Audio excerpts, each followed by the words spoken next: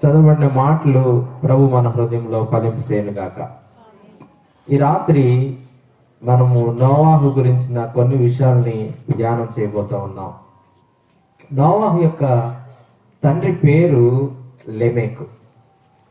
ఇతని గురించిన మొట్టమొదటి ప్రస్తావన ఎక్కడ ప్రారంభించబడింది బైబిల్లో అనంటే ఆదికాండము 5వ అధ్యాయము 29వ వచనం నుండి ఇతని గురించిన ప్రస్తావన ఉంటుంది. చదవమ్మా. లెమెకు 182 ఏండ్లు బ్రతికి ఒక కుమారుని కని భూమిని యెహోవా శపించినందువలన మన పని విషయంలోను ఇతడు మనకు నెమ్మది కలుగజేయననుకొని అతనికి నోవాహు అని పేరు పెట్టిను. చాలు. కాబట్టి మొట్టమొదటి ప్రస్తావన నోవాహు గురించిన ప్రస్తావన ఈ వచనంలో మనం చూస్తా ఉన్నాం. నోవాహు యొక్క తండ్రి పేరు లెమెకు. అతనికి పెట్టిన పేరు నోవాహు అనగా నెమ్మది. ఇతడు మన జీవితంలో మన చేతుల కష్టం విషయంలో మన పని విషయంలో మనకి నెమ్మది కలుగు చేయనని అతనికి నోవాహు అని పేరు పెట్టాడు. ఈ నోవాహు గురించిన కొన్ని విషయాల్ని మనం ఇంకొంచెం ఆలోచన చేస్తా ఉంటే ఎన్ని వందల సంవత్సరాలప్పుడు తనకి పిల్లలు పుట్టారు. ఈ నోవాహు అనగానే మనకు గుర్తొచ్చేటువంటి మరొక విషయం ఏంటంటే జల ప్రళయము. ఎప్పుడు జల ప్రళయం వచ్చింది, ఎప్పుడు మరలా ఆ జల ప్రళయం పూర్తిగా ఆగిపోయి ఎండిన నేల కనబడింది, తాను ఎప్పుడు చనిపోయాడు అనే విషయాలను కూడా మనం ఆలోచన చేస్తూ ఉంటే దాదాపు 500 ఏండ్లు బ్రతికి 3 కుమారులను కన్నాడు. షేము, హాము, యాపేతు అనే వారిని. అతని యొక్క వయస్సు 600 సంవత్సరములు ఉన్నప్పుడు 2వ నెల 10వ తారీఖున గొప్ప జల ప్రళయము భూమి మీదకి దేవుడు రప్పిస్తాడు. ఆ జల ప్రళయం అనేది 40 రోజులు పగళ్ళు, 40 పగళ్ళు 40 రాత్రుళ్ళు బహు విస్తారమైనటువంటి వర్షము కురిసిన సందర్భం అది. దాదాపు ఆ జల ప్రళయం అనేది 150 రోజుల వరకు ఆ నీరు, ఆ జల ప్రళయం యొక్క నీరు భూమి మీద ఉంటుంది, నిలిచి ఉంటుంది. ఈ నోవాహు గురించినటువంటి ప్రస్తావన ఎందుకు మనం నేర్చుకోవాలి అని అంటే ఆది కాండంలో 4 వ్యక్తులు, ప్రముఖమైన వ్యక్తులు మనకు కనిపిస్తారు. ఈ ఆది కాండం మొత్తం కూడా ఈ 4 వ్యక్తుల గురించిన ఎక్కువ ప్రస్తావన ఉంటుంది. అందులో మొట్టమొదటి వ్యక్తి నోవాహు, 2వ వ్యక్తి అబ్రహాము, 3వ వ్యక్తి యాకోబు, 4వ వ్యక్తి యోసేపు. ఈ 4 వ్యక్తుల యొక్క ప్రస్తావన ఈ ఆది కాండంలో ఉంటుంది. దాదాపు ఈ నోవాహు యొక్క జీవితం గురించి, తన వంశావళి గురించి ఎన్ని అధ్యాయాలు ఆది కాండంలో ఉన్నాయి అనే ఆలోచన చేస్తే 5 అధ్యాయాలు నోవాహు గురించిన ప్రస్తావన ఉంటుంది. 6వ అధ్యాయము, 7వ అధ్యాయము, 8వ అధ్యాయము, 9వ అధ్యాయము, 10వ అధ్యాయము, ఈ 5 అధ్యాయాలు కూడా నోవాహు గురించినటువంటి విషయాలు మనం చదువుతాం. ఎన్ని వచనాలు ఉన్నాయి అని మనం జస్ట్ కొంత న్యూమరికల్ డేటా, అంటే సంఖ్యాపరంగా మనం ఆలోచన చేస్తే ఎన్ని అధ్యాయాల్లో ఎన్ని వచనాలు ఉన్నాయి అని అంటే 6వ అధ్యాయంలో దాదాపు 22 వచనాలు, 7వ అధ్యాయంలో 24 వచనాలు, 8వ అధ్యాయంలో 22 వచనాలు, 9వ అధ్యాయంలో 29 వచనాలు, 10వ అధ్యాయంలో 32 వచనాలు ఉంటాయి. అంటే టోటల్ గా 129 వచనాలు ఇతని గురించే ఉంటది. ఎంత గొప్ప ఆధిక్యత! ఒక వచనం రాయబట్టం బైబిల్లో గొప్ప ధన్యత. అలాంటిది 5 అధ్యాయాలు 129 వచనములు ఇతని ప్రస్తావన కొనసాగుతూ ఉంటది. దాదాపు 600 వయసు ఉన్నప్పుడు జలప్రళయం వస్తుంది. జలప్రళయం వచ్చిన తర్వాత సుమారు 350 ఏండ్లు బ్రతుకుతాడు. ఇతను బ్రతికినటువంటి ఆ కాలం లెక్కిస్తే 950 సంవత్సరాలు నోవాహు బ్రతుకుతాడు. ఇది నోవాహు గురించినటువంటి కొంత సమాచారం. అయితే నోవాహు దేవుని యొక్క దృష్టి యందు, యెహోవా దృష్టి యందు కృప పొందిన వాడాయను. ఇది మన మూల వచనం. ఈ వచనాన్ని మనం ధ్యానం చేస్తాం. 8వ వచనం, నోవాహు యెహోవా దృష్టి యందు కృప పొందిన వాడాయను. అయితే బట్, ఎంత గొప్ప ధన్యతండి, కృప పొందిన వాడాయను. ఆ పరిస్థితిని మనం ఆ 8 వచనాలని మనం అబ్జర్వ్ చేస్తే, పైన ఉన్నటువంటి ఆ వచనాలన్నిటిని మనం చూస్తే ఎలాంటి సిచ్యువేషన్ ఉంది అప్పుడు అని అంటే, దైవ కుమారులు నరుల యొక్క కుమార్తెలను చక్కని వారిని చూచి వారిలో వారికి మనసుకు నచ్చిన వారిని వివాహం చేసుకుంటున్నారు. This is the condition. అంటే ఒక క్రమం లేదు, వాళ్ళకి నచ్చిన విధానంలో నచ్చినట్లుగా జీవిస్తున్నటువంటి జనాంగం మధ్య ఉన్నాడు నోవాహు. అంత మాత్రమే కాదు, తర్వాత మీరు ధ్యానం చేయండి, నోవాహు ఎలాంటి జనుల మధ్య ఉన్నాడు అని అంటే, కేవలము వారి ఊహంతయు చెడ్డదిగా ఉందట. నరుల యొక్క ఊహంతయు ఎల్లప్పుడూ చెడ్డదంట. చూడండి, మన థాట్స్ అనేవి ఎంత వికెట్నెస్ లో ఉన్నాయో, మన ఊహంతయు కూడా చెడ్డదట. మనుషుని యొక్క ఊహ కేవలం ఎల్లప్పుడూ చెడ్డది. ఇది 2వ కండిషన్. నోవాహు ఎలాంటి స్థితిలో ఉన్నాడో. 3వది, అక్కడ నెఫీలీలు ఉన్నారు అని మనం చదువుతా వచ్చాము. అనగా పుట్టినట్లు రాయబడి ఉంటుంది, బలాత్కారులు,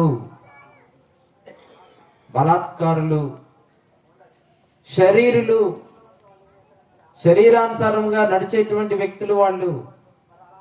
ఆ తర్వాత మనం ఇంకొంచెం ముందుకు వెళితే అక్కడ రాయబడినటువంటి మాటలను బట్టి, వారు వారి మార్గమును చెరిపివేసుకున్నారు, వారి యొక్క మార్గములను చెరిపివేసుకున్నారు.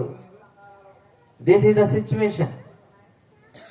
ఎలా ఉన్నారు వారి కండిషన్ అని అంటే, లూకా సువార్త 17వ అధ్యాయము 26వ వచనంలో ఇంకొక మాట ఉంటుంది. లూకా సువార్త 17వ అధ్యాయం 26వ వచనము, నోవాహు దినములో జరిగినట్లు మనిషి కుమారుని దినములో జరుగును. నోవాహు ఓడలోనికి వెళ్ళిన దినం వరకు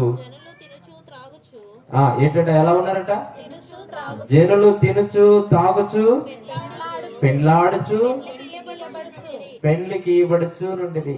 దిస్ ఇస్ ద సిచ్యువేషన్. పరిశుద్ధాత్మ దేవుడు ఎంత చక్కగా రాయించాడండి. వాళ్ళు తింటున్నారట, తాగుతున్నారట, పెండ్లి చేసుకుంటూ పెండ్లికిస్తూ ఇదే ప్రపంచముగా బ్రతుకుతున్నటువంటి జనాంగం మధ్యలో నోవాహు ఉన్నాడు. ఇదే వచనాన్ని మరలా మనం మత్తయి సువార్త 24వ అధ్యాయము 37వ వచనంలో కూడా చూస్తాం. ఒకసారి చూద్దామా ఎలాంటి సిచ్యువేషన్ లో ఆ ప్రజలు ఉన్నారు. మత్తయి సువార్త 24వ అధ్యాయం, నోవాహు దినములో ఎలాగుండెనో మనుష్య కుమారుని రాకడయు, మనుష్య కుమారుని యొక్క రాకడయు అలాగే ఉండును. జలప్రళయమునకు ముందటి దినములలో నోవాహు వాడలోనికి వెళ్ళిన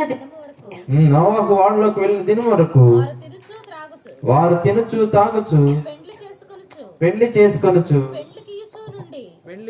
నుండి జలప్రళయము వచ్చి అందరినీ కొట్టుకొని పో వరకు ఎరుగకపోయిరి. చాలు. ఇప్పుడు మన సిచ్యువేషన్ కూడా ఇదే. తింటున్నాం, తాగుతున్నాం, ఎంజాయ్ చేస్తున్నాం, పెళ్లిళ్ళు చేసుకుంటున్నారు, చక్కగా జీవితం సాఫీగా సాగిపోతుంది అనుకున్నటువంటి సిచ్యువేషన్ లో నేటి సమాజం కూడా ఉంది. అలాంటి భయంకరమైనటువంటి వ్యక్తుల మధ్య ఒక వ్యక్తి, నోవాహు అనే వ్యక్తి, దేవుని యొక్క కృపను పొందుకున్నాడు. దేవుని యొక్క కృపకు పాత్రుడిగా ఎంచబడ్డాడు. ఒక్క వ్యక్తి మాత్రమే దేవుని దృష్టిలో కృప పొందినవాడాయను. ఈ రాత్రి నోవాహు యొక్క జీవితంలో ఒక 5 క్యారెక్టర్స్ ని మనం ధ్యానం చేద్దాం ఒక్కొక్కటిగా. ఎందుకు నోవాహు దేవుని దృష్టిలో కృప పొందిన వాడాయను? మొట్టమొదటి మాట అక్కడే ఉంటుంది, చూడండి. 9వ వచనం, 6వ అధ్యాయం 9వ వచనం. నోవాహు నీతిపరుడును తన తరములో నిందారహితుడై ఉండెను. చాలు. మొట్టమొదటి మాట, నోవాహు నీతిపరుడు. నోవాహు నీతిపరుడు. యెహోవా దృష్టి యందు కృప పొందడానికి గల కారణం ఏంటి అని అంటే, తన జీవితంలో తను కలిగి ఉన్నటువంటి మొట్టమొదటి క్యారెక్టర్ ఏంటి అని అంటే, నోవాహు నీతిపరుడు. అనగా పరిశుద్ధంగా జీవించేటువంటి వ్యక్తి, పాపమునకు రాజీ పడనటువంటి వ్యక్తి. బలాత్కారులు ఉన్నటువంటి ఆ జనాంగం మధ్య తమ మనసుకు నచ్చినట్లుగా జీవించేటువంటి ఆ జనాంగం మధ్య దేవుని భయము ఏమాత్రము లేనటువంటి జనాంగం మధ్య శరీరానుసారముగా నడుచుకునేటువంటి వ్యక్తుల మధ్య నీతిగా పాపమునకు రాజీ పడకుండా తన జీవితాన్ని కొనసాగించిన వ్యక్తి ఈ యొక్క నోవాహు. ఎంత గొప్ప జీవితం అండి! ఇది మనకి సవాలు విసురుతూ ఉంది. ఈ రోజుల్లో మనం చాలా సందర్భాల్లో అంటూ ఉంటాం, నా వల్ల కాదండి భక్తి చేయటం, పాపం చేయకుండా ఉండలేకపోతున్నాను, నీతిగా జీవించాలనే ఆశ ఉంది కానీ జీవించలేకపోతున్నాను అని చాలా సందర్భాల్లో మనం పాపంలో పడిపోతూ పైకి లెగిస్తూ ఉంటాం. కానీ నోవాహు యొక్క జీవితంలో ఎంత గొప్ప ఆధిక్యత అండి! ఇటువంటి సౌండ్ డాక్ట్రిన్స్ లేవు, బోధ లేదు, చర్చెస్ లేవు, చెప్పేటువంటి వ్యక్తులు లేరు. కానీ తన హృదయంలో తాను కలిగి ఉన్నటువంటి ఆ గొప్ప ఆశ, నీతిగా జీవించాలి, మనసుకు నచ్చినట్లుగా కాదు, శరీరానుసారంగా కాదు, దేవుడు మెచ్చే విధంగా దేవుని యొక్క చిత్తము నా జీవితంలో నెరవేర్చబడినట్లుగా అని తీర్మానించుకున్నాడేమో బహుశా. ఎంత గొప్ప జీవితం! అందుకనే నోవాహు యెహోవా దృష్టి యందు కృప పొందినవాడాయను. అలాంటి జనాంగం అంతట్లో ఒక వ్యక్తిని దేవుడు చూస్ చేసుకున్నాడు. దేవుడు ఆ జలప్రలయము రప్పించక మునుపు తన హృదయంలో సంతాపం పొందాడట ఆ జనాంగాన్ని చూసి. అయ్యో, వీళ్ళ ఊహంతయు ఎప్పుడు కేవలం చెడ్డదిగా ఉంది, సరైనటువంటి దృక్పథం లేదు వీళ్ళ జీవితంలో. ఎందుకు చేశానా ఈ ప్రజల్ని, ఇంత అక్రమముగా జీవిస్తున్నారు అని దేవుడు సంతాపమునంది వారిని నశింప చేయటానికి ఇష్టపడిన సందర్భంలో ఒక వ్యక్తి దేవుని కృపకు పాత్రుడయ్యాడు. కారణం ఏంటంటే ఇదే, నీతిగా జీవించటం, పాపమునకు రాజీ పడనటువంటి జీవితం. అందుకనే మనం ఎలా ఉండాలి అని దేవుని వాక్యం చెప్తా ఉందనంటే, కొరింథీయులకు రాసిన మొదటి పత్రిక 15వ అధ్యాయం 34వ వచనం. కొరింథీయులకు రాసిన మొదటి పత్రిక 15వ అధ్యాయం 34వ వచనం. నీతి ప్రవర్తన గలవారై మేల్కొని పాపము చేయకుడి. దేవుని గూర్చిన జ్ఞానము. చాలమ్మా. ఎలాంటి ప్రవర్తన అంట? నీతి ప్రవర్తన గలవారై. కాబట్టి నోవాహు జీవితం నుంచి మనం నేర్చుకోవాల్సిన ఒక పాఠం ఏంటి అని అంటే, ఈ రాత్రి నోవాహుకి సహాయం చేసిన దేవుడు, నీతిగా ఉండటానికి కృపను అనుగ్రహించిన దేవుడు, పాపమునకు రాజీ పడనటువంటి తత్వం కలిగినటువంటి ఆ నోవాహు జీవితాన్ని బట్టి మనం నేర్చుకోవాల్సిన ఒక పాఠం ఏంటి అని అంటే, నీతి ప్రవర్తన కలిగి మనము కూడా మన జీవితాన్ని కొనసాగించాలి అని దేవుని వాక్యము ఈ రాత్రి స్పష్టంగా నీకు నాకు ఈ మైక్ శబ్దం ద్వారా వింటున్న ప్రజలందరికీ సెలవిస్తుంది ఏంటి అని అంటే, నీతి ప్రవర్తన కలిగి జీవించాలి. ఎలా ఉంది నీ ప్రవర్తన? నీతి ప్రవర్తన కలిగిన వ్యక్తిగా ఉన్నావా? నీతిగా ప్రవర్తిస్తున్నావా?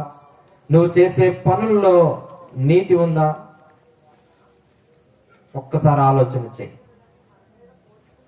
ఒక్కసారి ఆలోచన చేయి. మనం చాలా సందర్భాల్లో పాపానికి నో అని చెప్పం, ఎస్ అని చెప్తా ఉంటాం. కారణం ఏంటంటే, లోపల ఆశ ఉంది. పాపం కోసం పరితపించేటువంటి వికెట్ హార్ట్ మన హృదయంలో ఉన్నప్పుడు నీతిగా జీవించలేం. అయితే దేవుని వాక్యం చెప్తా ఉంది, నీతి కోసం పరితపించాలి, పాపానికి నో చెప్పేవారుగా ఉండాలి. కానీ మనం ఆపోజిట్ గా ఉంటాం. ఒకసారి ఆలోచించే ఈ రాత్రి, నోవాహు దేవుని యొక్క దృష్టిలో ఏం పొందినట్టున్నాడంట? కృప పొందినవాడాయను. ప్రియమైనటువంటి సోదరా సోదరి, ఈ రాత్రి నీ ప్రవర్తన ఎలా ఉందో ఒకసారి ఆలోచన చేసుకో.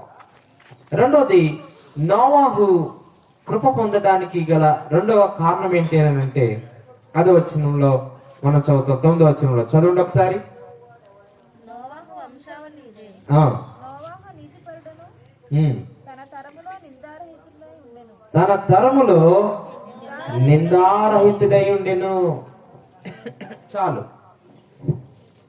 రెండవది, నిందారహితమైనటువంటి జీవితం. మొట్టమొదటిది నీతి కలిగినటువంటి జీవితం.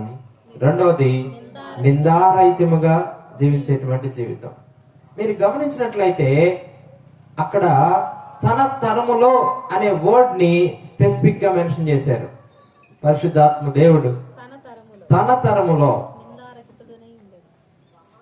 అనగా తన కాంటెంపరీ పీపుల్ మధ్య, ఒకే ఏజ్ పీపుల్, లేకపోతే అటు ఇటుగా కుడి ఎడమ చిన్న పెద్ద అయి ఉండొచ్చు, తన తరము వారిలో అతడు నిందారహితముగా జీవించడానికి ఇష్టపడ్డాడు.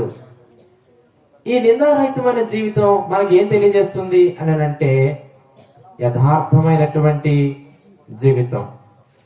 యథార్థమైన జీవితం. ఏమాత్రము తన జీవితం మీద నింద మోపకుండా, ఎవరు తనని బ్లేమ్ చేయకుండా, ఎవరు తనని ఏ విషయాన్ని బట్టి తూలనాడకుండా, నిక్కచ్చైనటువంటి సవాలుతో కూడినటువంటి జీవితాన్ని తన తరములో జీవిస్తూ వచ్చాడు. ఈ విషయంలో ఒకసారి మనం ఆలోచన చేస్తూ ఉంటే, నేటి యువత లేకపోతే మనం కానీ అందరూ కూడా డ్వయల్ లైఫ్ ని లీడ్ చేస్తూ ఉంటాం. మనం అంటే గుడిలో ఒక రకంగా, బడిలో ఒక రకంగా. అందుకనే ఒక వ్యక్తి ఇలా అంటాడు,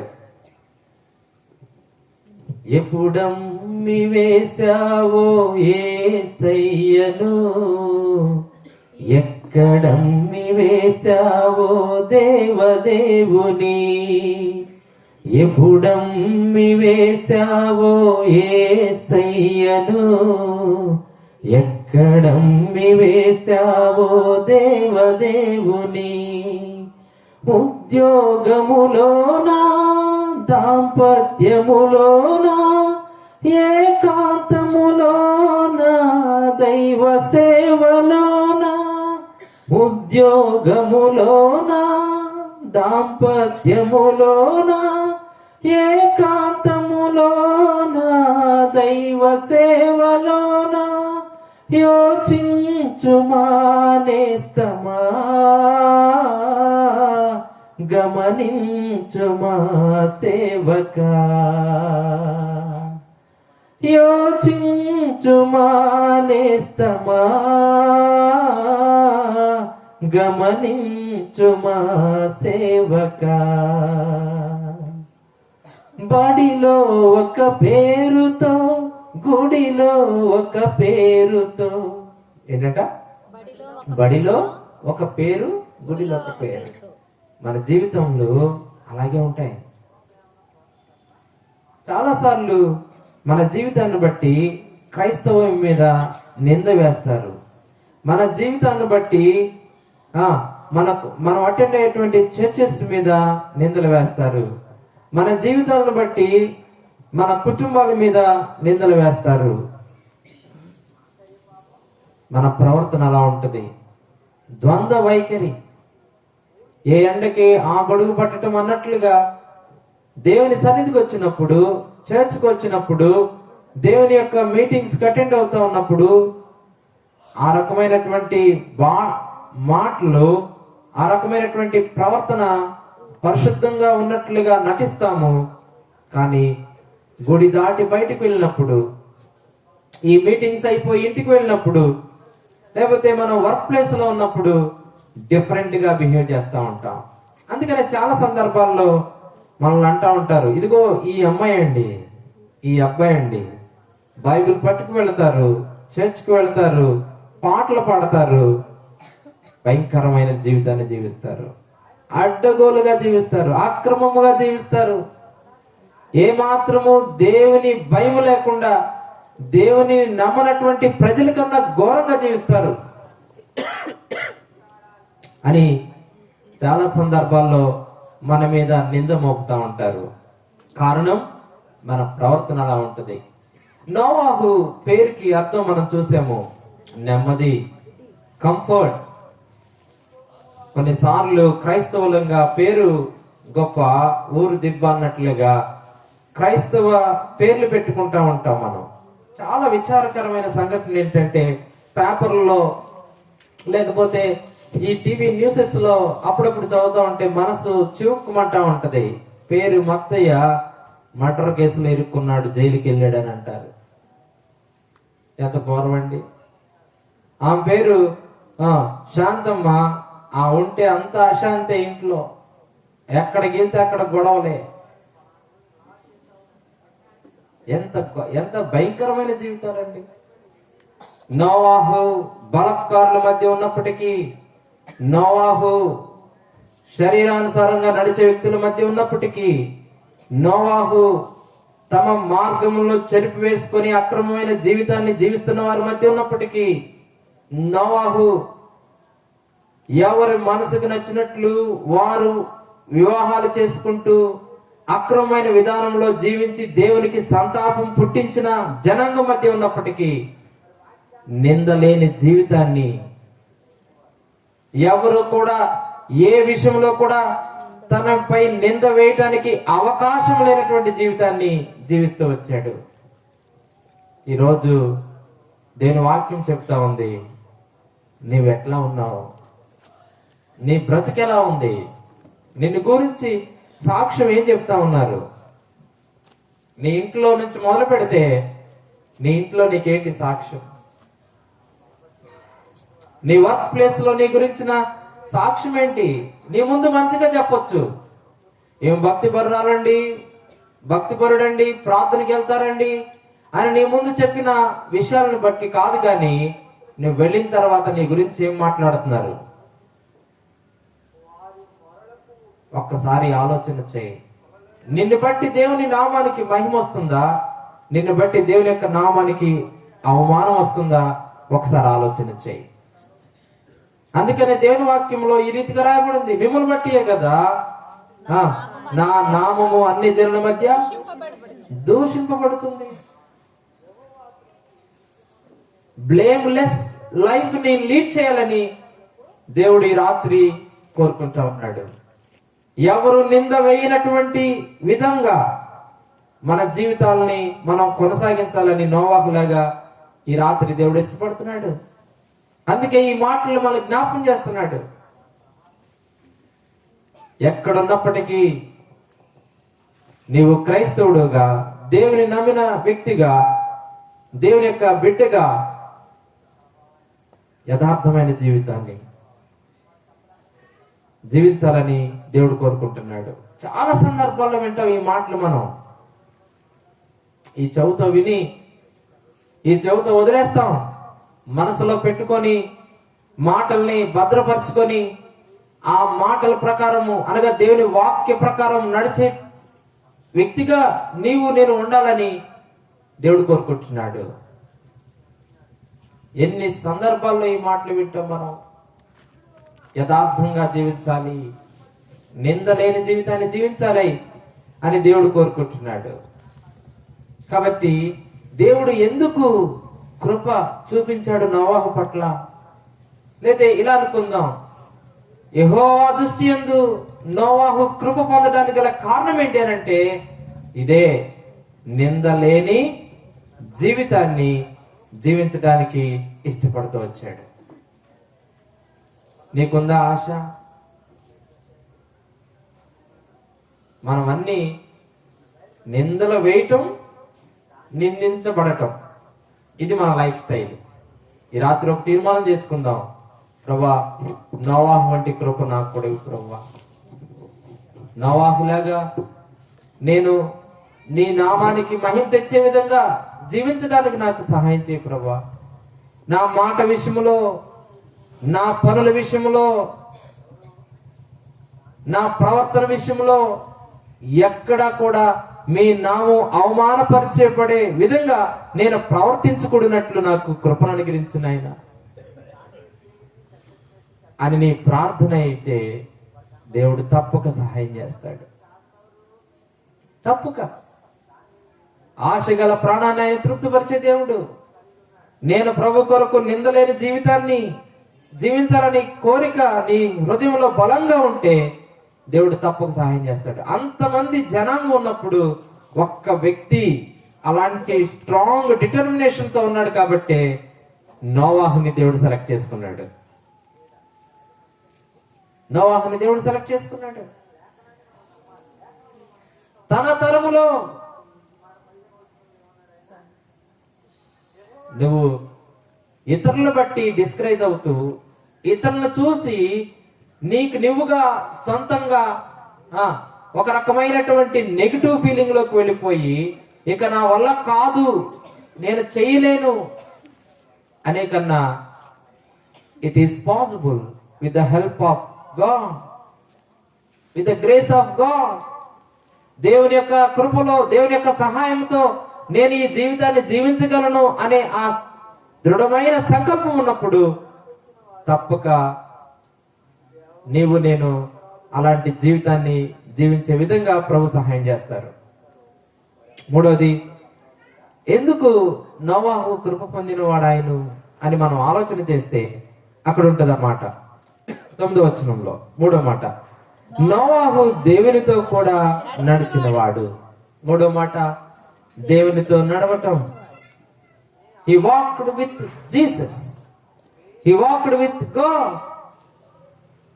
దేవునితో కూడా నడవటం. నోవాహు నడత దేవునితో కూడా ఉంది. అనగా తన మార్గము, తన అడుగుజాడలు ఎవరిని బట్టి అనంటే యేసు ప్రభువుని బట్టే, దేవుని వాక్యాన్ని బట్టే తన మార్గం ఉంది. ఈ లోక పద్ధతులు కాదు. లోకములో ఉన్నటువంటి గొప్ప గొప్ప వ్యక్తులను ఇమిటేట్ చేయట్లేదు. He did not follow influenced person in this world. ఎవరో గొప్ప వ్యక్తులను, ఎవరో హీరోస్నో, లేకపోతే పలుకుబడి ఉన్నటువంటి రాజకీయ నాయకులను ఆయన ఫాలో అవట్లేదు. కానీ ఎవరిని ఫాలో అయ్యాడు? దేవునితో కూడా నడిచాడట. చాలా సందర్భాల్లో క్రైస్తవులు ఎందుకు వారి జీవితంలో సరైనటువంటి సక్సెస్ ని, ఆశీర్వాదాన్ని చూడలేరు అని అంటే చేతిలో బైబిల్ ఉంటది, వారు అనుసరించే పద్ధతులు లోకానుసారంగా ఉంటాయి. నేను యేసు ప్రభు బిడ్డని, నేను యేసు ప్రభుని వెంబడిస్తున్నాను అని అంటారు, కానీ వారు వెంబడించేది లోకాన్ని, లోక పద్ధతుల్ని. చెప్పండి, ఎంతమంది క్రైస్తవులు ఇల్లు కట్టేటప్పుడు సిద్ధాంతిని తీసుకురాకుండా ఇల్లు కట్టిస్తున్నారు?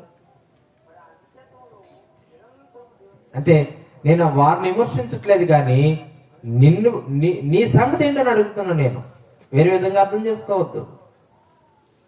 ఈ మైక్ శబ్దం ద్వారా వింటున్న వ్యక్తి, నీ సంగతి ఏంటి? నువ్వు ఫాలో అవ్వాల్సింది ఇది కదా.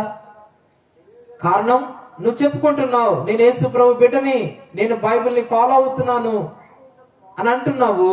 లోక పద్ధతుల్ని, బైబిల్లో లేని పద్ధతుల్ని నువ్వు అనుసరిస్తున్నావు. అన్ని కల్చర్ మిక్స్డ్ అయిపోతున్నాం మనం, మిశ్రమ జనాంగం అయిపోతున్నాం మనం. అందుకని అక్కడ బలాత్కారులు ఉన్నారు. దేవుని యొక్క కుమారులు నరుల యొక్క కుమార్తెను చేసుకోవటం ఎక్కడుందండి? ఇది క్రీస్తుకు బెలియాలకి ఏ సాంగత్యం ఏంటి? అసలు పోలిక ఎక్కడ, పొత్తు ఎక్కడ? ఈరోజు క్రైస్తవులు అన్యుల్ని వివాహం చేసుకుంటున్నారు. ఎంత భయంకరమైన పద్ధతిలో! దానికి వేరే టైటిల్ పెడతారు. ఆ పెళ్లికి పాస్టర్ గారినే పిలుస్తారు. మళ్ళీ పాస్టర్ గారు రాకపోతే ఒక పెద్ద ఒక రాద్ధాంతం చేసేస్తారు. చేసేదే తప్పు పని. దేవుని వాక్యానికి విరుద్ధంగా పెడుతున్నావు. లోకాన్ని అనుసరిస్తున్నావు, లోకాన్ని వెంబడిస్తున్నావు, లోక పద్ధతులను వెంబడిస్తున్నావు. ఎంత ఘోరం అండి! నోవాహు దేవునితో కూడా నడిచెను. ఎక్కడ రాజీ పడినటువంటి తత్వం ఏ విషయంలో కూడా. శుభకార్యం అశుభకార్యం అంతా లోక పద్ధతులు అనుసరిస్తున్నావు. పేరుకి క్రైస్తవుడివి, క్రైస్తవురాలివి. ఏది నీ మాదిరి? వెంబడించాల్సింది, నువ్వు నడవలసింది దేవుని అడుగుజాడల్లో, దేవుని వాక్యంలో కదా. దేవుని వాక్యాన్ని బట్టి నీ అడుగులు స్థిరపరచాలి, నీ మార్గాన్ని కొనసాగించాలి, నీ భక్తి జీవితాన్ని కట్టుకోవాలి కదా.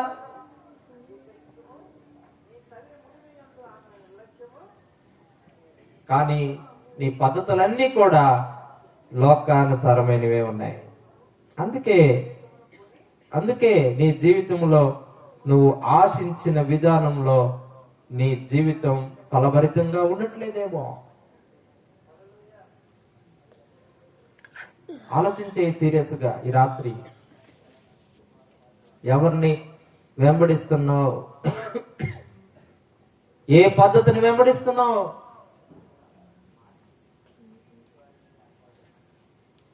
చెప్పుకుంటూ వెళ్తే చాలా ఉంటాయి. ఈ రాత్రి దేవుడు నీతో మాట్లాడితే ఇప్పటికైనా నీ బ్రతుకును మార్చుకో. ఇప్పటికైనా లోక పద్ధతికి ఫుల్ స్టాప్ పెట్టు. లోకంలో ఉన్నాం కదన్నా, లోక పద్ధతుల్లో అనుసరించకపోతే వింతగా చూస్తారు. చూడని, దేవుని వాక్యము కన్నా, దేవుని మార్గము కన్నా లోక పద్ధతులేమి అంత గొప్పేం కాదు. అవేమి నిన్ను పరలోకాన్ని తీసుకెళ్ళవు. గాని దేవుని వాక్యాన్ని వెంబడిస్తే, దేవుని వెంబడిస్తే, దేవుని ఆజ్ఞల్ని పాటిస్తే, దేవుని వాక్యానుసారంగా జీవిస్తే నీవు పరలోకానికి దేవుడు ఆశించినట్లుగా దేవుని యొక్క సారూప్యంలోనికి నీ జీవితం వెళ్తా ఉంటది. నోవాహు దేవునితో కూడా నడవటం అనంటే నేను ఇట్లా అనుకుంటున్నాను, ఎన్నడూ చూడనటువంటి సంఘటనల గురించి దేవుడు నోవాహుతో ప్రస్తావిస్తాడు. ముందు ఏంటి ఎన్నడూ చూడని సంగతి? అప్పుడు దాకా వర్షమే లేదు. 40 పగళ్ళు 40 రాత్రుళ్ళు ప్రచండమైనటువంటి వర్షము, ఆకాశపు తూములు విప్పబడి ఆ వర్షము కురవటం వలన దాదాపు 15 అడుగులు 15 మూరలు ఎత్తు వరకు ఆ నీరుందట. ఎంత పరిస్థితి ఏంటంటే భూమి మీద ఉన్నటువంటి పర్వతములన్నీ కూడా మునిగిపోయినాయి. ఆ ఎన్నడూ చూడని సంగతి గురించి నోవాహు ఓడ కడతా ఉన్నాడు. అప్పుడు ఇలా అనుకుని ఉండొచ్చు, పిచ్చివాడు ఉన్నాడు, వెర్రివాళ్ళలాగా ఉన్నాడు, వర్షం వస్తుందంట, అందరినీ తుడిచిపెట్టుకొని వెళ్ళిపోతుందంట, మాకు చెప్తున్నాడు వింతగా ఉంది అని హేళన చేసి ఉండొచ్చు. లేకపోతే ఓడ కడతా ఉన్నప్పుడు దగ్గరికి వచ్చి, ఏ వింతగా ఉన్నావు నువ్వు, పిచ్చోడా, జీవితాన్ని ఎంజాయ్ చేయి, ఎందుకు దేవుడు అంటావు, కనిపించని దేవుడు, లేకపోతే వర్షం అంటున్నావు, అసలు వర్షమే లేనటువంటి ఈ భూమి మీద వర్షం ఎక్కడి నుంచి వస్తుంది, నువ్వంతా విచిత్రంగా మాట్లాడుతున్నావు, పిచ్చి పట్టినట్టుంది. అందుకనే పరిశుద్ధాత్మ దేవుడు ఆ మాట రాయించాడు అక్కడ. లూకాసు వార్త 17:26 మత్తయి వార్త 24:37 మనం చదివాము. వారు జల ప్రళయము సంభవించిన సమయంలో ఆ నీరు వచ్చి, జల ప్రళయం వచ్చి వారిని కొట్టుకొని పోవంత వరకు వారు ఎరగక ఉండిరి.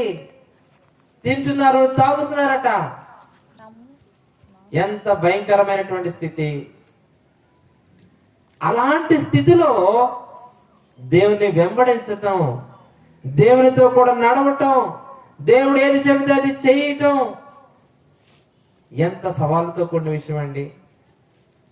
ఈ రోజుల్లో మనల్ని కూడా అంటారు, బైబిల్ పట్టుకెళ్తుంటే, భక్తి చేస్తూ ఉంటుంటే లోకానికి భిన్నంగా కనిపిస్తాం, వెర్రివారులా కనిపిస్తాం. మన జీవితాలు కొంచెం భిన్నంగా ఉన్నప్పుడు వారు హేళన చేస్తారు, నిందలేస్తారు, ఏంటి భక్తి అని అంటారు. కానీ మనం వెంబడించేది, మనం నడిచేది మనకు తెలుసు. నోవాహు జీవితంలో కూడా ఎంత భయంకరమైనటువంటి పరిస్థితిలో, అంత సాఫీగా వెళ్ళలేదు. ఒకవైపు ఓడ కడుతూ ఒక్కొక్క సందర్భాల్లో వాళ్ళ దగ్గరికి వెళ్ళి, అయ్యలారా, అమ్మా, దేవుని వాక్యం వినండి, మీరు మారు మనసు పొందండి, దేవుడు నన్ను ప్రకటించమన్నాడు. ఆ మాటలు ప్రకటించుంటాడంట, ప్రకటించారంటారా? చూడండి, పేతురు రాసిన 2వ పత్రిక 2:5 ప్రకటించడం లేదు, అక్కడ రాయబడి ఉంది. పేతురు రాసిన 2వ పత్రిక 2:5 ఆయన పూర్వకాలమందున్న లోకమును విడిచిపెట్టక భక్తిహీనుల సమూహం మీదకి జల ప్రళయమును రప్పించినప్పుడు నీతిని ప్రకటించిన నోవాహును మరి 7 కాపాడెను. అబ్బా, ఎంత చక్కటి మాట అండి. ఒకవైపు దేవుని ఆజ్ఞల్ని పాటిస్తూ, దేవుని వెంబడిస్తూ, లోక పద్ధతుల్ని తృణీకరిస్తూ, లోక పద్ధతుల్ని ఏమాత్రము అనుసరించకుండా ప్రత్యేకమైనటువంటి విధానంలో జీవిస్తూ వాళ్ళ దగ్గరికి వెళ్ళి నీతిని ప్రకటించాడట. But they did not consider those words. ఆ మాటలేవి వారికి పట్టలేదు, లోపలికి తీసుకోవడానికి ఇష్టపడలేదు. తింటున్నారు, తాగుతున్నారు, లైఫ్ ని ఎంజాయ్ చేస్తున్నారు. ఈ రోజుల్లో కూడా అదే జరుగుతుంది ప్రపంచంలో. అందుకనే దేవాది దేవుడు ఈ నోవాహు యొక్క జల ప్రళయమును దేవుని యొక్క 2వ రాకడకి లింక్ చేస్తూ మాట్లాడారు. నోవాహు దినములు ఎట్లు ఉండునో అలాగనే మనిషి కుమారుని యొక్క దినములు ఉండును. వాళ్ళు అనుకున్నారు, అసలు వర్షమే లేని దినాల్లో వర్షం అంటున్నాడేంటి. ఈ రోజుల్లో దేవుని యొక్క రాకడ రాబోతా ఉంది. దేవుడు 2వసారి వస్తున్నాడు. మారు మనసు పొందండి, పాప క్షమాపణ పొందండి, జీవితాలు మార్చుకోండి, నీతిగా ఉండండి అని ప్రకటిస్తా ఉన్నటువంటి దినాల్లో ఆ రోజు ఆ ప్రజల్లాగానే ఇక్కడ కూర్చున్న నువ్వు, ఈ మైక్ శబ్దం ద్వారా వింటున్న అనేకులు అలాగే ఉన్నారు. జీవితాన్ని ఇప్పుడు ఎంజాయ్ చేయాలనుకుంటున్నారట. ఇప్పుడు కాబట్టి ఇంకెప్పుడు? ఎవడు చూశాడు దేవుణ్ణి? వాళ్ళు కూడా అనుకున్నారు అట్లాగే. ఎవరు చూశారు వర్షాన్ని? దేవుడు ఆనాడు జల ప్రళయముతో ఈ భూమిని నాశనం చేసినప్పుడు అక్రమమైన విధానంలో వ్యక్తుల్ని జీవిస్తున్నప్పుడు వారి నాశనం చేసినట్లుగా దేవుని ఎరగినటువంటి ప్రజలకి, యేసుక్రీస్తు ప్రభుయందు విశ్వాసం ఉంచినటువంటి వ్యక్తుల్ని, పాప క్షమాపణ పొందినటువంటి వ్యక్తుల్ని, మారు మనసు పొందినటువంటి వ్యక్తుల్ని అగ్ని ఆరదు, పురుగు చావదు అనేటువంటి భయంకరమైనటువంటి యాతనకరమైనటువంటి ప్లేస్కి వెళ్ళబోతున్న జనాంగానికి దేవుని యొక్క సత్య వాక్కు వినపడుతుంది, నీ బ్రతుకు మార్చుకో అని. ఎన్నిసార్లు హెచ్చరిస్తున్నా, ఇంకా రేపు లేకపోతే వచ్చే సంవత్సరం లేకపోతే పలానా కార్యం జరిగినప్పుడు, లేకపోతే అమ్మాయి పెళ్ళైనప్పుడు, అబ్బాయి పెళ్ళైనప్పుడు, అబ్బాయి చదువు పూర్తయినప్పుడు, అప్పుడు వరకు పరిస్థితులు ఎలా ఉంటాయో, మన జీవితం ఎలా ఉంటుందో తెలియదు. నేడను సమయం ఉండగానే యేసుక్రీస్తు ప్రభుని రక్షకుడిగా హృదయంలోనికి ఆహ్వానించు. ఆ రోజు ప్రకటించబడింది, ఈ రోజు కూడా ప్రకటించబడుతూ ఉంది. కానీ హృదయంలో యేసు ప్రభుని అంగీకరించినటువంటి వ్యక్తులు చాలా మంది ఉన్నారు. ఇక్కడ మారు మనసు పొందినటువంటి వ్యక్తులు క్రైస్తవులే, కానీ క్రీస్తు లేని క్రైస్తవ్యాన్ని వారు కలిగి ఉన్నారు. నిజమైన క్రైస్తవుడైతే ఆయన్ని వెంబడిస్తాడు. ఇదిగో ఈ ఒక్క వ్యక్తి అండి. మనం చాలా సందర్భాల్లో మనం అనుకుంటా ఉంటాం, ఇతరులను చూస్తూ ఉంటాం, ఇతరులతో కంపేర్ చేస్తూ ఉంటాము. కానీ నోవాహు గురించి మనం చదువుతూ ఉన్నప్పుడు ఒక్క నీతిమంతుడు తన తరములో నిందారహితముగా జీవించాడు, నీతిగా జీవించాడు, దేవునితో నడుస్తా ఉన్నాడు, లోక పద్ధతుల్ని పక్కన పెట్టేస్తున్నాడు. ఎన్ని శ్రమలు, నిందలు, అవమానాలు వచ్చినా, కష్టాలు వచ్చినా దేవుని వెంబడించడం మాత్రం వెనుదిరగలేదు. బహుశా ఎంతమంది వచ్చి ఆ వర్క్ ని డిస్టర్బ్ చేసి ఉంటారో, మాకే చెబుతావా అని ఎంతమంది ఆ కన్స్ట్రక్ట్ అవుతున్నటువంటి ఆ వాడని బిల్డ్ చేయకుండా ఆపేసి ఉంటారో, ఆటంకపరుచుంటారో. నేటి దినాల్లో నేను అంటాను, నిన్ను కూడా ఒక్కొక్కసారి నీతిగా జీవిస్తున్నప్పుడు, దేవుని వాక్యాన్ని వెంబడిస్తున్నప్పుడు, దేవునితో నడుస్తూ ఉన్నప్పుడు ఎన్ని రకాలైనటువంటి ఇబ్బందులకు గురి చేసి ఉంటారో నీ కుటుంబ సభ్యులు, లేకపోతే సంఘంలో ఉన్న కొంతమంది వ్యక్తులు, లేకపోతే నీ రిలేటివ్స్, లేకపోతే నీ కొలీగ్స్, లేకపోతే నీ స్నేహితులు నిన్ను ఎంతగా దేవుని యొక్క మార్గం నుండి పక్కకి వెళ్ళిపోయినట్లుగా నిన్ను ఆటంకపరుచుంటారో. అయినప్పటికీ నోవాహు వలె దేవుని మార్గములో నడిచే వ్యక్తిగా నేను ఉండాలి. అది దేవుడు కోరుకుంటున్నాడు. అందుకని దేవుని వాక్యం ఎలా చెప్తుంది చూడండి, లూకా సువార్త 14:27 14:27. మరియు ఎవడైనను తన సిలువను మోసుకొని నన్ను వెంబడింపని ఎడల వాడు నా శిష్యుడు కానేరుడు. కాబట్టి దేవునితో నడవటం అనంటే, దేవుణ్ణి వెంబడించటం అంటే, ఆయన అడుగుజాల్లో నడవటం అనంటే అంత ఆషమాషి కాదు. నోవాహుకి తెలుసు ఎన్ని ఆటంకాలు వస్తాయో, ఎన్ని ఇబ్బందులకు గురవుతూ ఉంటాడో, ఎంత హేళనకి అవమానాలకి గురై ఉంటాడో. అయినా కూడా దేవుణ్ణి వెంబడించటం, దేవునితో నడవటం మానలేదు. దేవుని వాక్యం చెప్తుంది, దేవుని వెంబడించితే, నువ్వు దేవుని వెంబడిస్తే నీ సిలువను నువ్వు ఎత్తుకోవాలి. సిలువ అనగా శ్రమ. నేను నువ్వు ఉపేక్షించుకోవాలి అనగా నువ్వు లోకం నుండి నువ్వు వేరవాలి, లోక పద్ధతులకు వేరవాలి. ఒక రకంగా చెప్పాలంటే లోకమునికి మనం సిలువ వేయబడాలి.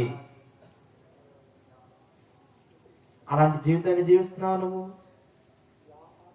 దేవుని వెంబడించడం అంటే బైబిల్ పట్టుకొని చర్చకు వస్తున్నానన్నా కాదు కాదు. ఎన్ని ఆటంకాలు వచ్చినా, నీ భక్తి జీవితాన్ని డిస్టర్బ్ చేయడానికి, నీ పవిత్రమైన జీవితాన్ని ఆటంకపరచడానికి ఎన్ని పద్ధతులు ఎదురైనప్పటికీ దేవుణ్ణి మాత్రమే వెంబడించటం అంతం వరకు మన జీవితంలో మనం నేర్చుకోవాలి. అందుకనే అయితే యెహోవా దృష్టి యందు నోవాహు కృప పొందిన వాడాయను. ఎంత భయంకరమైనటువంటి పరిస్థితులున్నా నోవాహుకి ఎలా సాధ్యమైందండి ఇది? నీతిగా జీవించటం, నిందారహితమైన జీవితాన్ని జీవించటం, దేవునితో కూడా నడవటం ఎలా సాధ్యమైంది ఇది? తన హృదయంలో ఆ స్ట్రాంగ్ డిటర్మినేషన్, అంకిత భావం, దేవుని కొరకు జీవించాలనే తపన ఈ రాత్రి నీవు నేను కలిగి ఉండాలని దేవుడు కోరుకుంటున్నాడు. అదే మనసు. నాలుగోది, తన జీవితాన్ని మనం అబ్జర్వ్ చేస్తా ఉన్నప్పుడు ఎలాంటి వాడు అనంటే దేవుని యొక్క నిబంధనను పొందినవాడు. చూడండి ఆ మాట, ఆదికాండం 6వ అధ్యాయం 18వ వచనము, అయితే 9-11వ వచనము. అయితే నీతో నా నిబంధన స్థిరపరచు, నీతో నా నిబంధన స్థిరపరచుదును, నీవును నాతో కూడా నీ కుమారులను, నీవును నాతో కూడా నీ కుమారులను, నీ భార్యయు, నీ భార్యయు, కోడండ్రును నీ కోడనులను ఓడలో ప్రవేశింపవలెను. వాడలో ప్రవేశింపవలను. This is the first time the covenant of the God with నోవాహు. నిబంధన అనే మాట బైబిల్ గ్రంథంలో మొట్టమొదటిసారి నోవాహు దగ్గరే ప్రస్తావించబడింది. దాదాపు బైబిల్లో 200 సార్లు ఈ నిబంధన అనే మాట ఉంటుంది. నిబంధన అనగా అర్థం ఏంటంటే ఒడంబడిక, ఇద్దరు వ్యక్తుల మధ్య కుదుర్చబడేటువంటి ఒక ఒడంబడిక. నోవాహుతో దేవుడు నిబంధన చేయడానికి గల కారణం ఏంటంటే ఈ 3 అనుభవాలతో కూడిన జీవితం.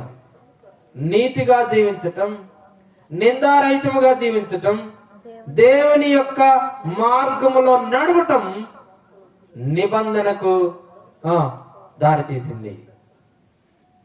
ప్రియమైన సోదర సోదరి, నిబంధన ఏం తెలియజేస్తుంది అని అంటే, చూడండి ఒకసారి దేవుడు మనల్ని కూడా మన నిబంధన చేసుకున్నారట. మత్తయి సువార్త 26వ అధ్యాయం 27వ వచనం.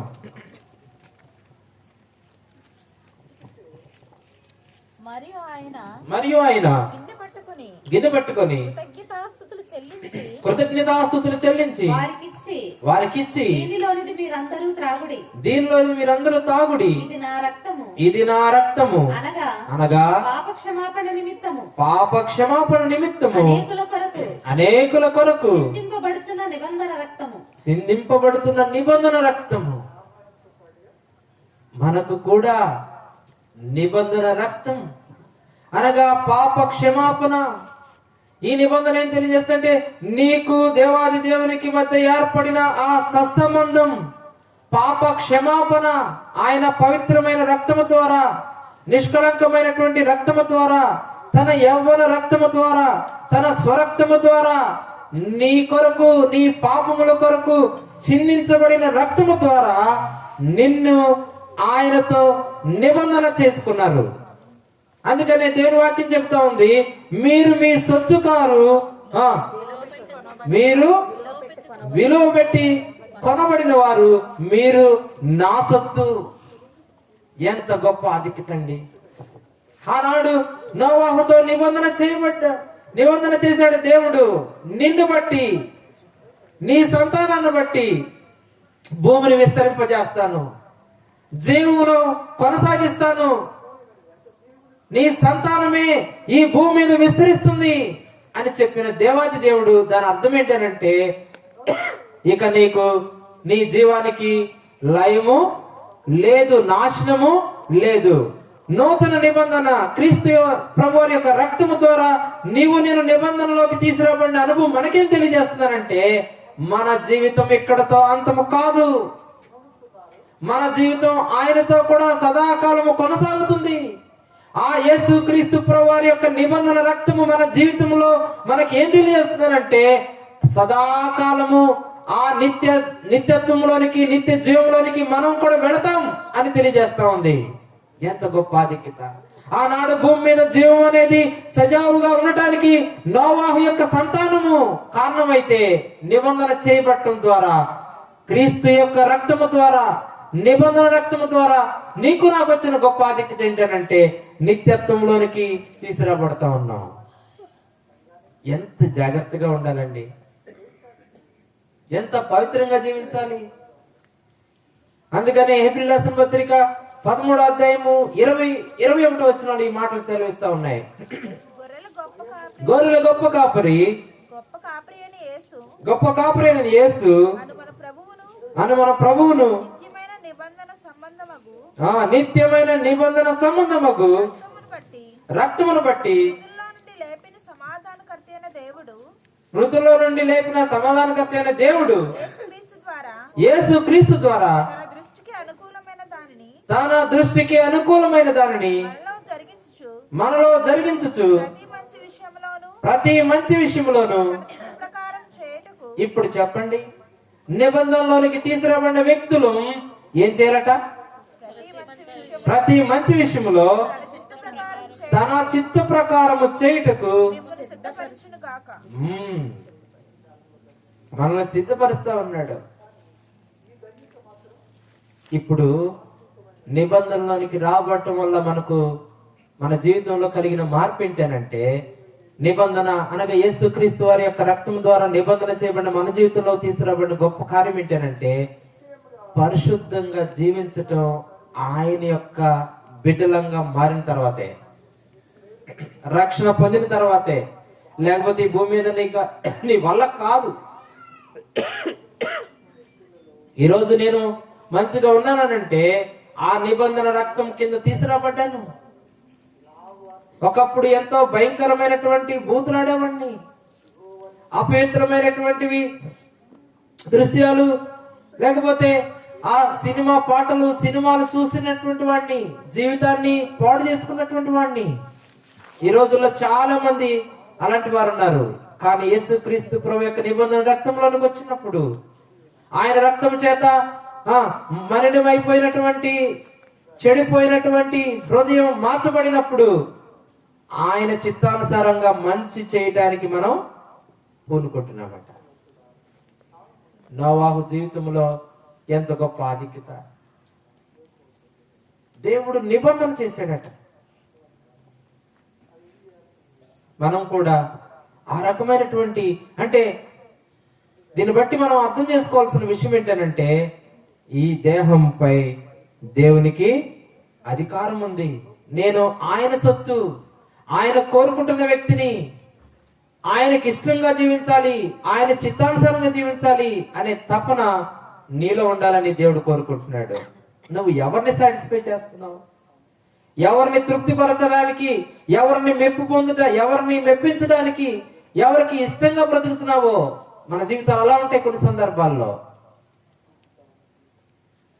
నేను ఆయన సొత్తు, ఆయన రక్తం చేత కడగబడ్డాను అనే స్పృహ నీకుంటే, ఆయనకి ఇష్టం వచ్చినట్లుగా, ఆయన మెచ్చుకునే విధంగా నేను ప్రార్థించే వ్యక్తులుగా ఉంటాం. చాలా విచారకరమైన విషయం ఏంటంటే, మనం ఇతరులను మెప్పించడానికి మన జీవితాన్ని పాడు చేసుకుంటాం. ఇతరుల మొహమాటం కొద్ది వాళ్ళు ఏమనుకుంటారో, వాళ్ళు మనల్ని పక్కన పెట్టేస్తారేమోనో, మనల్ని కలవనివ్వరేమో, కులంలో మనల్ని ఉండనివ్వరేమోనో, పనిలోకి మనల్ని తీసుకోరేమో. కులము కన్నా, నీ పని కన్నా, నీ జనాంగం కన్నా బహుశా అందరూ పక్కన పెట్టుంటారు నోవాహుని. ఇక్కడ కొత్త బాధ చేస్తున్నాడు ఇతను, వర్షం అంటున్నాడు, నీతి మాటలు చెప్తున్నాడు, అలా ఇష్టానుసారంగా జీవించొద్దు అంటున్నాడు, మనసుకు నచ్చినట్లు జీవించొద్దు అంటున్నాడు, మార్గాన్ని చెడిపి వేసుకోవద్దని అంటున్నాడేమో. ఏంటి వెరైటీగా మాకు బాధ చేస్తున్నాడు అని హేళన చేసి ఉండొచ్చు. కానీ వాళ్ళందరూ ఎన్నన్నా, ఎలా ట్రీట్ చేసినా, ఎన్ని హింసలకి బాధలకి గురి చేసినా ఎక్కడ రాజీ పడలేదు దేవుని వెంబడించే విషయంలో. మనకేంటనంటే, దేవుని వాక్యము కన్నా, దేవుని కన్నా లోకములో ఉన్నవే మనకి చాలా ఇష్టంగా ఉంటాం. ఈ రాత్రి దేవుడు నీతో మాట్లాడుతుంటే ఇప్పటికైనా నీ బ్రతుకును మార్చుకో. ఇప్పటికైనా నీ బ్రతుకును మార్చుకో.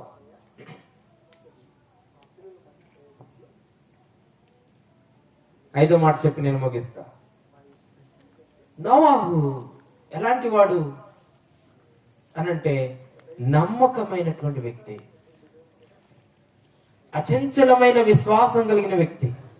నమ్మకం, దేవునిపైనే నమ్మకం. ఎంత నమ్మకం అంటే హెబ్రీ రాసిన పత్రిక 11:6-7 వచనాలు. విశ్వాసం లేకుండా దేవునికి ఇష్టమైనట అసాధ్యము. దేవుని ఎద్దకు వచ్చేవాడు 11:6-7 వచనాలు. అమ్మా చదువు. విశ్వాసమును బట్టి నోవాహు అది వరకు చూడని సంగతులను గూర్చి దేవుని చేత హెచ్చరింపబడి భయభక్తులు గలవాడే తన ఇంటి వారి రక్షణ కొరకు ఒక వాడను సిద్ధం చేశాడట. అది వరకు చూడని సంగతులు. ఎంత గొప్పవాడండి అసలు దేవుడు. వాళ్ళందరూ ఒకటైతే ఇతను ఒకటి. మనం కూడా అంటారు, అందరూ లోకము మన పెద్దలే మనల్ని అంటా ఉంటారు. ఇంట్లో వాళ్ళు అందరూ ఒక దారిని నడుస్తూ ఉంటే వీడేంటండి బైబిల్, ప్రార్థన, విశ్వాసం, భక్తి అంటాడేంటండి. ఇప్పుడన్నా అన్నారు నిన్ను? అవును, ఈ మార్గం ప్రత్యేకమైంది, ఈ మార్గం ఇరుకైనది, ఈ మార్గం ఇరుకైంది. దేవుని నమ్మాడు, దేవుని నమ్మాడు. దేవుడు వర్షం రప్పిస్తాడు అనే మాటను నమ్మాడు. వాడ కట్టు అంటే వాడ కడుతున్నాడు. ఎలా కట్టాలి, ఎంత ఎత్తు ఉండాలి, ఎన్ని అంతస్తులు ఉండాలి, ఎంత పొడుగు ఉండాలి, వెడల్పు ఉండాలి, ఎత్తు ఉండాలని చెబితే ఆ మెజర్మెంట్స్ ప్రకారం కడుతూ వచ్చాడు. అలాగూ చేసెను, దేవుని ఆజ్ఞ ప్రకారము యావత్తు చేసెను. నోవాహు అట్లు చేసెను. ఇలా చూసుకుంటూ వెళితే ఎన్నో సందర్భాల్లో దేవుని ఆజ్ఞను తూచా తప్పకుండా దేవుని నమ్మి దేవుని మాటల ప్రకారం నడుచుకుంటూ వెళ్ళిపోయాడు. అంతే. ఇదండి నమ్మకం, విశ్వాసం. నిబంధన అయిన టైంలో తీసుకొని రాబడింది. జల ప్రళయం అది వరకు చూడని సంగతులు ఇతని టైంలో తీసుకొని రాబడి. ఇతని యొక్క చరిత్రను చూస్తే ఈ ప్రపంచంలో మనం ఇప్పుడు ఉన్నటువంటి ఇవన్నీ నోవాహు టైంలో వచ్చినాయి. వ్యవసాయం మొట్టమొదటిగా నోవాహు టైంలో వచ్చినాయి. 9వ అధ్యాయం 20వ వచనంలో జల ప్రళయము అప్పుడు వరకు జరగలేదు. 7వ అధ్యాయం 11వ వచనంలో ఉంటది. నిబంధన 6వ అధ్యాయము 10వ వచనంలో ఉంటది. అలాగే దేశములుగా ఏర్పడటం 10వ అధ్యాయము 25వ వచనంలో ఉంటది. 10వ అధ్యాయము 31వ వచనం భాషలు ఏర్పడటం. 10వ అధ్యాయం 32వ వచనం జనములు ఏర్పడటం. ఈరోజు చాలా దేశాలు చూస్తున్నాం మనం, నేషన్స్, ఆ దేశం ఈ దేశం అని. ఈ టైంలోనే వచ్చింది. ఎవరు అనుకున్నారు? 10వ అధ్యాయం 32వ వచనంలో ఉంటది. చదవండి మాట. వారి జనములో వారి సంతతుల ప్రకారము నోవాహు కుమారుల వంశావళి ఇవే. జల ప్రళయము గతించిన తర్వాత వీరిలో నుండి ఎవరంట? జనములు, జనరేషన్స్, నేషన్స్, భాషలు ఫామ్ అయినాయి. ఎంత గొప్ప ఆధిక్యత అండి ఒక్క వ్యక్తి నిర్ణయం. దేవుని కొరకు నేను జీవించాలనేటువంటి ఆ తపన యెహోవాని ఇంప్రెస్ చేసేసిందంట. అందరి విషయాన్ని బట్టి యెహోవా హృదయంలో సంతాపం నొందితే నోవాహు విషయంలో ఎంత సంతోషించి తన కృపను చూపాడండి. ప్రియమైనటువంటి వారలారా, ఈ రాత్రి ముగించే ముందు నేను ఒక మాట అడిగిన, ఎంత కాలము నీ భక్తి జీవితాన్ని జీవిస్తూ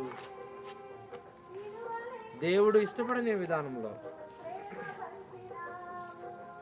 దేవుడు ఇష్టపడని విధానంలో నీకు నచ్చినట్లుగా జీవిస్తూ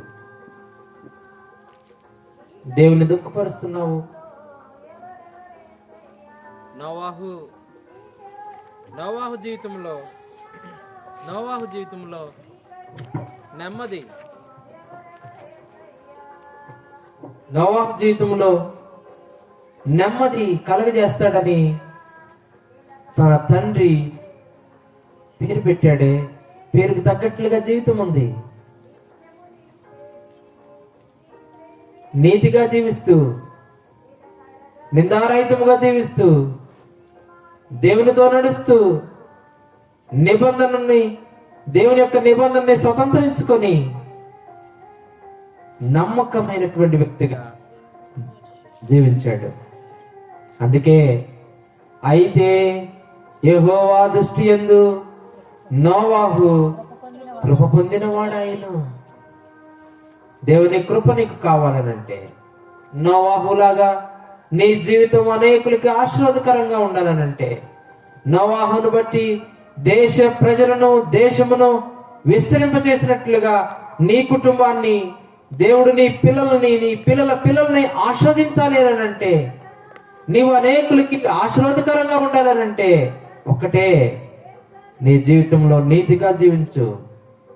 నిందలేని జీవితాన్ని జీవించడానికి ఇష్టపడు. దేవుని వాక్యాన్ని వెంబడించు. లోక పద్ధతిని పక్కన పెట్టు. నిబంధన చేయబడిన వ్యక్తిని నేను, ఆయన సొత్తు నేను, ఆయన ఇష్టాన్ని నెరవేర్చాలి అనే ఆ తీర్మానంలోనికి రా. లోకం ఏదనుకున్నా, వెరివారిగా చూస్తున్నా, దేవునిపైనే నమ్మకం ఉంచు. అంతవరకు దేవుడు నిన్ను, నీ కుటుంబాన్ని, నీ పిల్లల్ని ఆశీర్వదిస్తాడు. కాబట్టి అలాంటి కృప నీకు, నాకు, మనందరికీ, వాక్యం వినేవారందరికీ దేవుడు అనుగ్రహించాలని కోరుకుంటూ నేను వాక్యాన్ని ముగిస్తా ఉన్నాను. ప్రార్థన చేసుకుందాం.